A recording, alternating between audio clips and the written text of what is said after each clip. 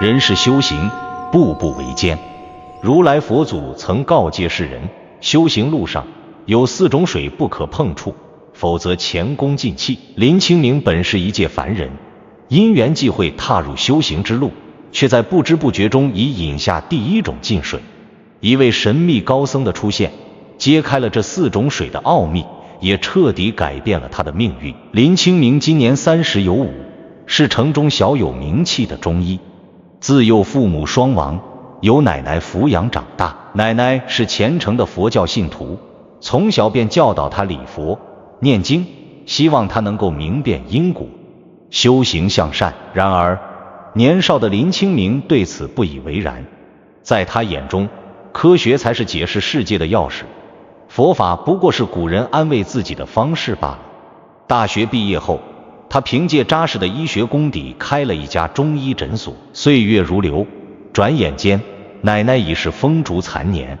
在他生命的最后时刻，用微弱的声音说道：“答应奶奶，若有一日你心中迷茫，就去城东观音阁，或许能寻得答案。”林清明当时只是点头应允，将这番话当作老人临终的牵挂，并未放在心上。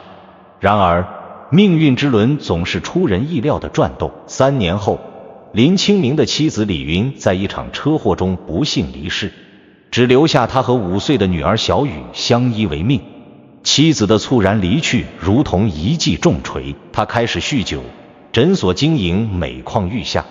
更令他揪心的是，小雨自母亲去世后便开始反复高烧，辗转各大医院却查不出病因。眼看着孩子日渐消瘦，林清明几近崩溃。绝望之际，他忽然想起奶奶临终前的嘱托，带着最后一丝希望，他抱着病弱的小雨来到城东观音阁。观音阁坐落在半山腰，远离尘嚣，古木参天，仿佛世外桃源。林清明抱着女儿，第一次真心实意地在观音菩萨像前跪下：“菩萨慈悲，求您保佑小雨平安健康，若有福报，宁愿让我来替他承受这一切。”就在祈祷完毕准备离开时，一位白发苍苍的老僧人叫住了他。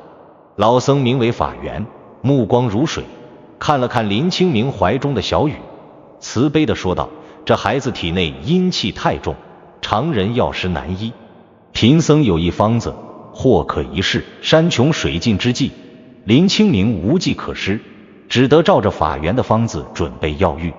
奇迹般的，小雨的病情开始好转，1周后竟完全康复。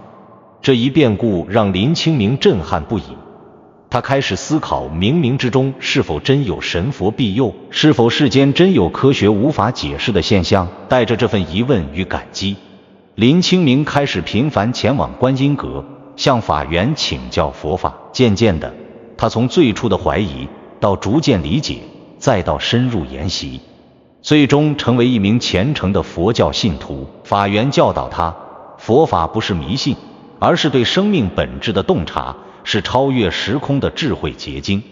林清明将中医与佛法相结合，不再仅仅关注患者的身体症状，更注重他们的心理状态与精神需求。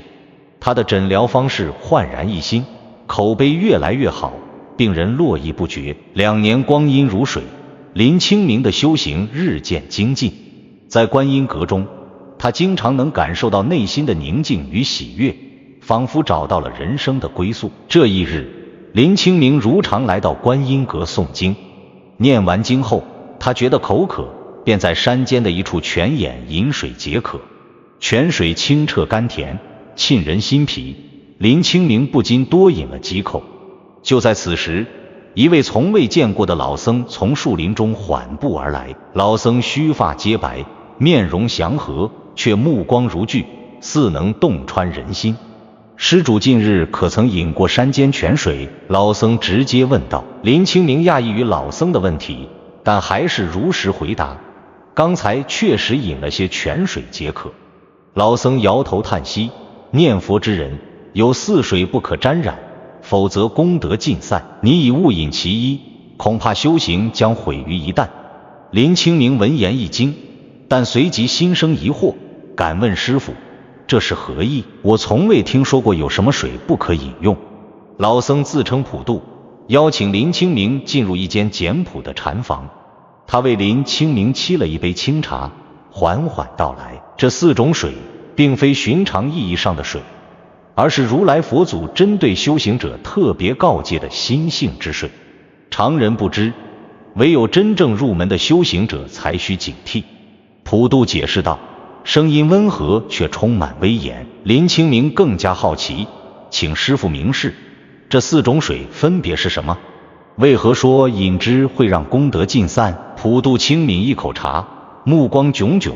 佛经有云，心净则国土净，修行之人首要在于净化自心。这4种水实则是4种能污染心灵、阻碍修行的状态。你今日所饮的山泉象征着第1种水，忘恩之水。忘恩之水，林清明不解，这与普通泉水有何关联？普渡微微一笑，林施主，修行2年有余，可曾记得是谁引你入门？又是谁在你最绝望时施以援手？林清明立刻回答，当然记得，是法源师父救了小雨，也引导我学习佛法。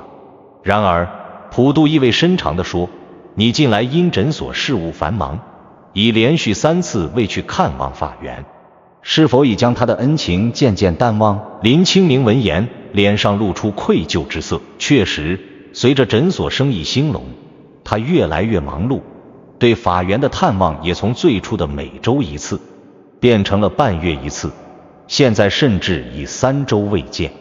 他不是有意忘恩，只是被俗务缠身，不知不觉忽略了恩师。普渡看出他的心思，继续道，忘恩之水不仅仅是忘记别人的恩情，更是一种渐渐迷失本心的状态。当一个人开始淡忘那些帮助过自己的人，便是心灵开始蒙尘的征兆。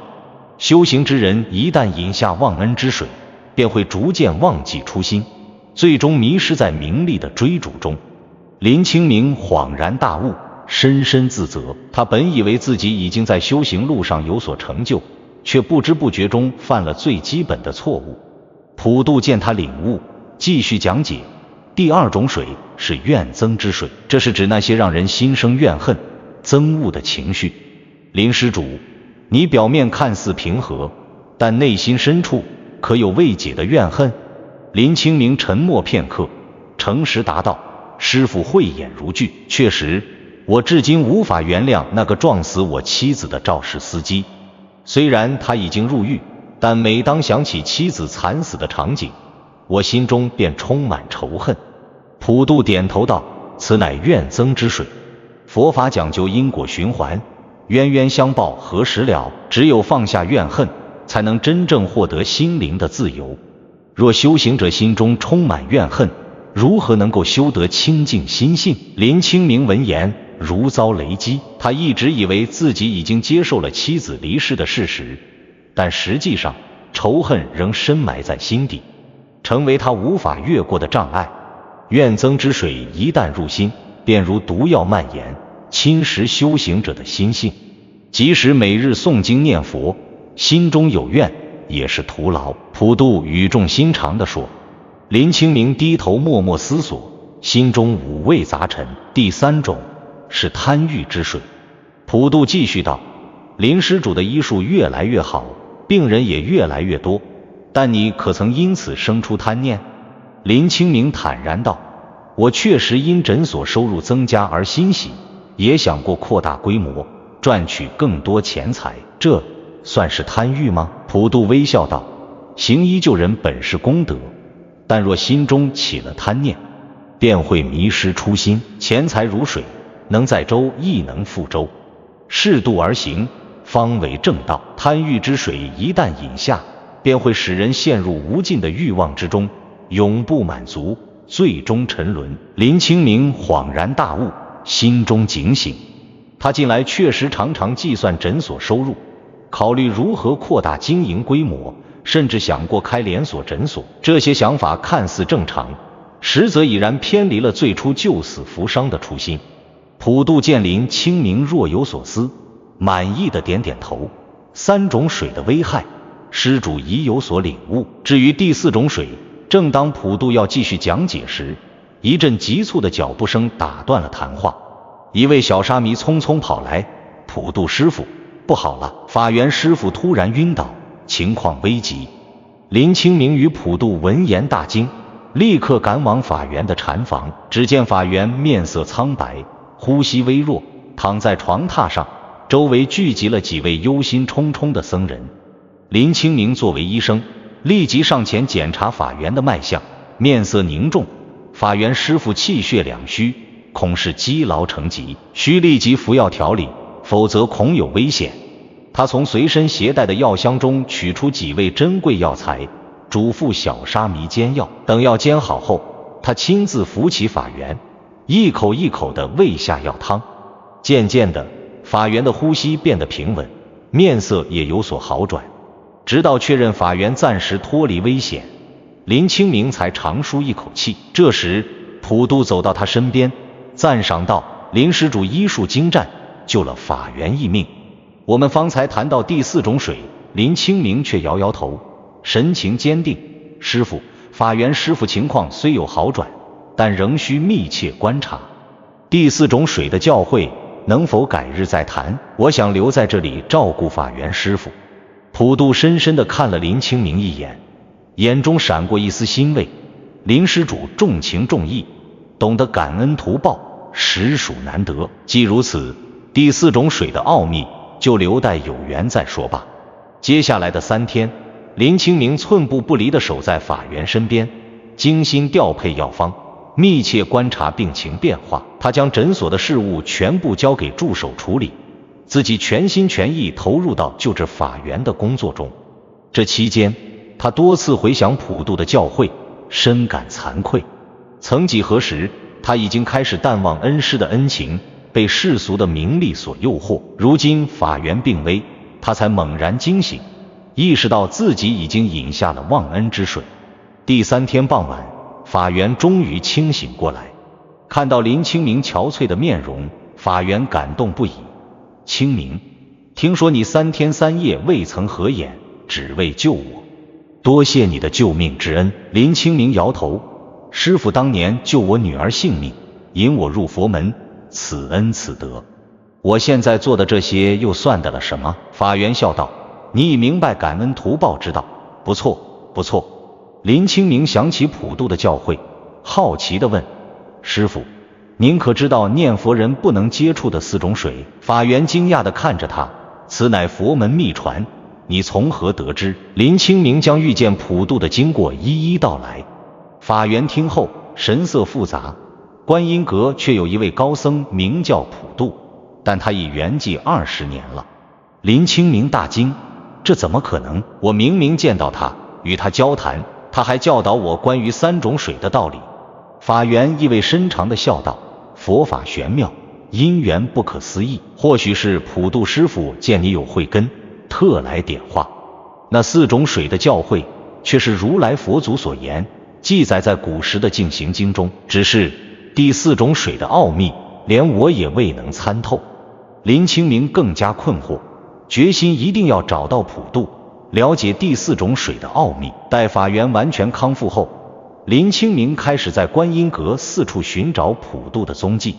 他找到了据说是普渡生前居住的禅房，房内空空荡荡，只有墙上挂着一幅字画：忘恩之水不可饮，怨憎之水不可触，贪欲之水不可见，第4种水有缘自知。林清明站在画前，苦思冥想，却无法理解第4种水的含义。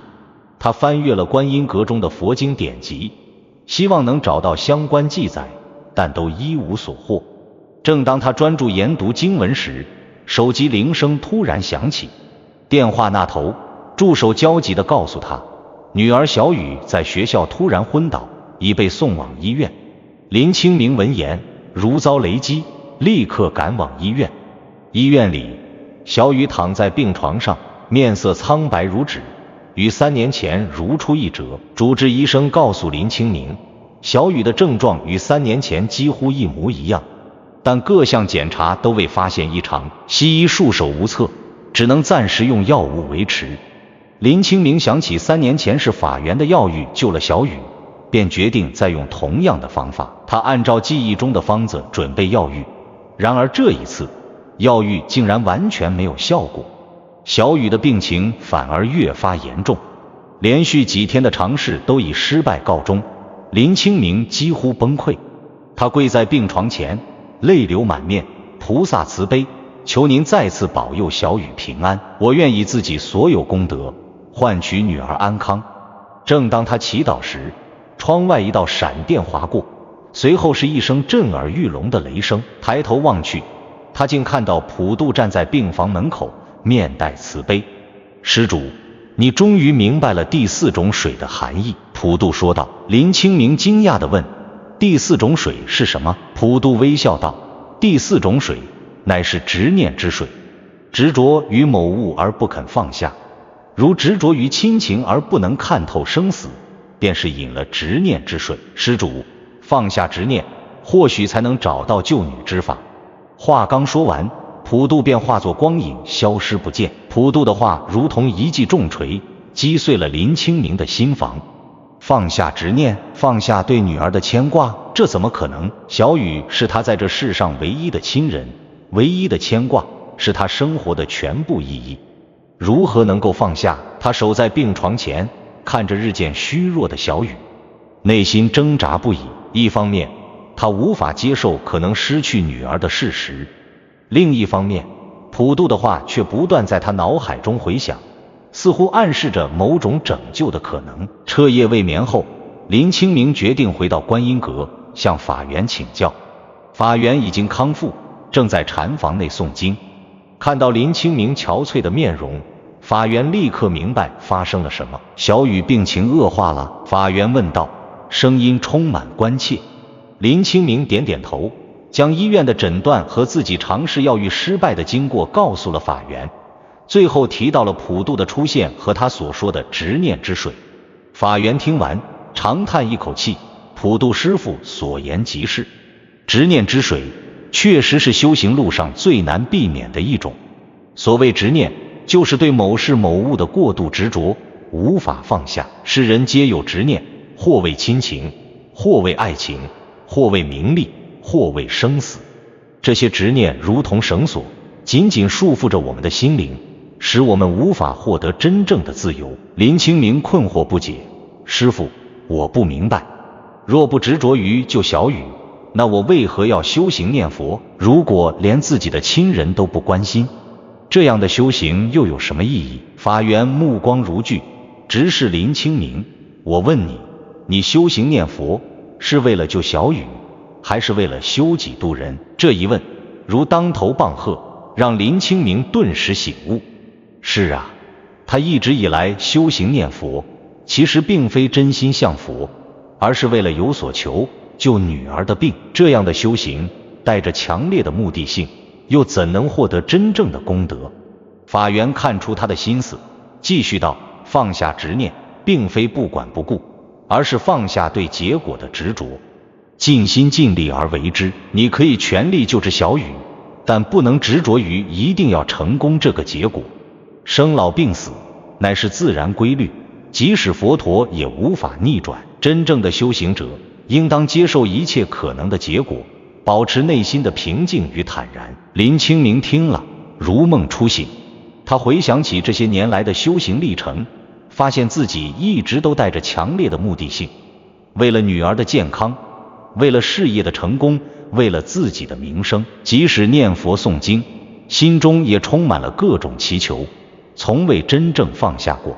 那我该如何做？林清明诚恳地请教。法源微笑道，回到小雨身边，倾尽全力救治他，但同时接受任何可能的结果。记住，真正的修行不是为了改变外部世界，而是净化自己的内心。带着法源的教诲，林清明回到医院，他看着病床上的小雨，心中五味杂陈。过去几天，他一直执着于一定要救活小雨，以至于心神俱疲，反而失去了医者应有的冷静判断。他深吸一口气，跪在病床前，轻声说道，小雨，爸爸一直以来都太执着了，执着于过去，执着于仇恨，执着于钱财，甚至执着于你的痊愈。但爸爸现在明白了，这些执念只会让我们都痛苦，无论结果如何，爸爸都会永远爱你。但爸爸必须放下这些执念，才能真正帮助你。说完，林清明闭上眼睛，开始诵经念佛。这一次，他不再为任何目的而念佛，只是单纯的修行，希望通过自己的修行积累功德，普度众生。他的心渐渐平静下来，仿佛卸下了千斤重担，感到一种前所未有的轻松和清明。在这种清明的状态下，他突然意识到小雨病情的关键所在。3年前药浴有效，而现在无效，问题或许不在药方本身，而在于小雨体内阴阳失衡的程度发生了变化。他立即调整药方，增加了几味温阳的药材，减少了部分寒凉之品。奇迹般的，经过调整后的药浴，小雨的病情开始好转。3天后，小雨醒来了，面色红润，仿佛从未生过病一样。医生们都惊讶不已，称之为医学奇迹。但林清明知道，这并非奇迹，而是因为他终于明白了第4种水的真谛，放下了执念，才能以清明的心智找到正确的治疗方法。小雨出院后，林清明带他再次来到观音阁，感谢佛祖和菩萨的保佑。在观音菩萨像前，他们遇到了法源。法源看着健康活泼的小雨，欣慰地点点头。林施主，你已明白4种水的奥义，实属不易。林清明恭敬地合掌，多谢师父指点，弟子已明白。忘恩之水让人忘记恩情，怨憎之水让人心生怨恨，贪欲之水让人迷失初心，执念之水让人无法解脱。这4种水都是修行路上的障碍。法源点头，正是如此。如来佛祖曾言，念佛人若能远离这4种水，便能获得真正的解脱。忘恩则心失所系，怨憎则心染尘埃，贪欲则心迷名利，执念则心困牢笼。唯有远离4水，及时止损，方能真修实证，否则前功尽弃。从那以后，林清明的修行更加精进，他真正理解了修行的本质，不再为外在目的而念佛，而是为了净化自心，普度众生。他将自己的医术与佛法完美结合，不仅治愈患者的身体，也净化他们的心灵。他的诊所不再仅仅是治病的地方，更成为了一方净土，吸引了无数有缘人前来求医问道。他经常为患者讲解4种水的道理，帮助他们认识到心灵的障碍，从而获得身心的双重治愈。小雨也在佛法的熏陶下健康成长，成为一个善良聪慧的少女。她常常帮助父亲在诊所中照顾病人，用自己的纯真和温暖给病人带来希望。5年后的一天，法缘圆寂了。临终前，他将一封信交给林清明，信中写道：林施主，25年前我曾遇见普度师父，他教导我4种水的道理，但我只领悟了3种，未能参透第4种执念之水的奥义。如今见你彻悟4水，实为佛缘深厚。须知这4水本就是一水，心水也。世间万物皆因心生，心若不净，即使清水也成毒药；心若清净，即使毒药也成甘露。忘恩、怨憎、贪欲、执念，皆是心之尘垢。洗去尘垢，心水自清，方能见佛性。望你继续精进修行，普度众生。法缘何时？林清明读完信，恍然大悟，原来4水归一都是心水，只要保持心水清净，远离尘垢，便能获得真正的解脱。又过了10年，林清明已成为一位德高望重的中医大师，也是佛门中的居士高僧。他的诊所已发展成一家集医疗、养生、修行为一体的综合机构，造福了无数民众。他常年义诊，并定期在观音阁举办佛法讲座，将4种水的道理传授给有缘人。小雨也长大成人，继承了父亲的衣钵，成为一名出色的中医师。他不仅医术精湛，也深谙佛法，经常与父亲一起为病人解除身心痛苦。这一日，林清明带着小雨再次来到观音阁。观音阁已经重修扩建，成为方圆100里最大的佛寺。他们在法缘的灵位前上香祭拜，感恩师父的教诲之恩。祭拜完毕，林清明带着小雨来到山间那处泉眼。20年前，正是在这里，他遇见了普渡，了解了4种水的奥秘，也由此改变了一生的命运。爸爸，这就是当年的泉眼吗？小雨好奇地问。林清明点点头，是啊，正是在这里，我得到了改变一生的教诲。小雨蹲下身，看着清澈的泉水，若有所思。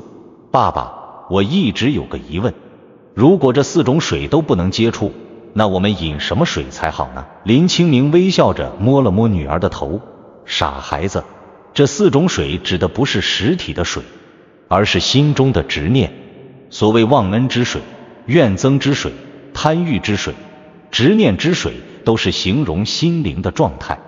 只要心静无尘，河水不可饮。正如《金刚经》所言，因无所住而生其心，不执着于任何事物，心自然清净。小雨恍然大悟，我明白了，所以如来佛祖的教诲是让我们净化心灵，而不是真的避开某种水。林清明欣慰的点头，正是如此。佛法讲究的是心法，外在的形式并不重要，重要的是心中无尘，清净自在。忘恩、怨憎、贪欲、执念，这4种状态就像污浊的水一样，会污染我们的心灵，阻碍我们的修行。远离这4水，及时止损，才能保持心灵的清净，否则就会前功尽弃。正当父女俩交谈时，一道金光忽然在泉眼上方闪现，随后凝聚成一位白发老僧的形象。老僧面容慈祥，正是20年前林清明遇见的普渡。林清明惊讶不已，立刻合掌行礼，普渡师父。普渡微笑道，阿弥陀佛，林施主，20年不见，你已成大器。林清明感激涕零，全赖师父当年点化之恩。普渡看了看小雨，点头道，这位就是当年的小施主吧？已经长大了，气质不凡，将来必成大器。小雨也恭敬地行礼，多谢师父当年救命之恩。普渡笑道，非我救你，是你父亲的修行救了你。林施主，你已明白4水归一的道理，可有更深的感悟？林清明思索片刻，答道，弟子以为4水虽殊，本质是一。所谓4水，实则是描述心灵的4种不同状态。心若清净，则万水皆甘露；心若浑浊，则清泉也是毒药。修行之人当净化自心，而非执着于外相。普渡满意的点头，说得极是。世人常执着于外相，却忽视了内心的修行。佛法重在明心见性，若能保持心水清净，自然能远离4种水的困扰。说完，普渡的身影渐渐淡去，只留下一句话回荡在山谷中：4水归一，心静则水清。修行之人当常自省，切莫饮下尽水，及时止损，方能功德圆满。林清明和小雨恭敬地目送普渡的身影消失，心中充满敬仰和感激。从此，林清明将普渡的教诲，念佛人不能接触的4种水广为传播，帮助无数修行者避开修行路上的障碍，获得真正的解脱。他编写了《4水静心录》，详细阐述了4种水的奥义和如何避免的方法，成为修行者必读的经典。在书中，他写道，如来佛祖告诫世人，念佛人不能接触4种水：忘恩之水、怨憎之水、贪欲之水、执念之水。这4种水看似独立，实则源于一处，人心。心若静，则4水不生；心若染，则4水泛滥。修行之人当时刻警惕，一旦发现自心有所偏离，就要及时止损，否则必将前功尽弃。林清明的传法度人之路一直持续到他生命的最后一刻。在他90岁高龄圆寂时，身边聚集了无数弟子。他的最后遗言是：四水归一，心水是源，保持心水清净，方能见性成佛。世间万物皆由心生，四水归一本为心水。如来佛祖告诫修行者远离忘恩、怨憎、贪欲、执念四水，实则是教导我们净化心灵，保持清明。唯有心静无尘，方能见性成佛，获得真正的解脱，否则必将前功尽弃。如果你喜欢佛学内容，记得点赞和订阅，不错过每一次深刻的分享和启发。让我们一起探索佛法的智慧。